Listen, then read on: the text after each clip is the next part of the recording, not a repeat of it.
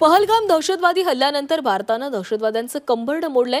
गेल्या 3 दिवसात काश्मीरमध्ये 9 दहशतवाद्यांची घरं उद्ध्वस्त करण्यात आली आहेत। काल रात्री आणखी 4 दहशतवाद्यांच्या घरावर कारवाई झालेली आहे।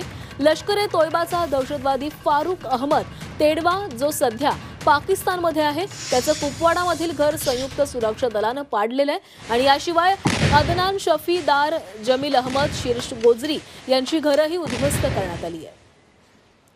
तर जवळपास 9 दहशतवाद्यांची घरं आतापर्यंत उद्ध्वस्त करण्यात आलेली आहेत। पहलगाममध्ये झालेल्या दहशतवादी हल्ल्यानंतर एकाही दहशतवाद्याला सोडणार नाही असा इशारा पंतप्रधान नरेंद्र मोदींनी दिलेला होता आणि या इशाऱ्यानंतर आता त्वरित कारवाई करण्यात येते। काश्मीर खोऱ्यामध्ये असणाऱ्या दहशतवाद्यांची घरं ही उद्ध्वस्त केली जात आहेत। तर काल आणखी 4 दहशतवाद्यांची घरं उद्ध्वस्त करण्यात आलेली आहेत। दहशतवादावर आता भारताचा हा मोठा प्रहार पाहायला मिळतोय। तर लष्कर-ए-तोयबाचा दहशतवादी फारूक अहमद तेडवा जो सध्या पाकिस्तानमध्ये, त्याचं कुपवाडामधील घर हे संयुक्त सुरक्षा दलानं पाडून टाकलंय।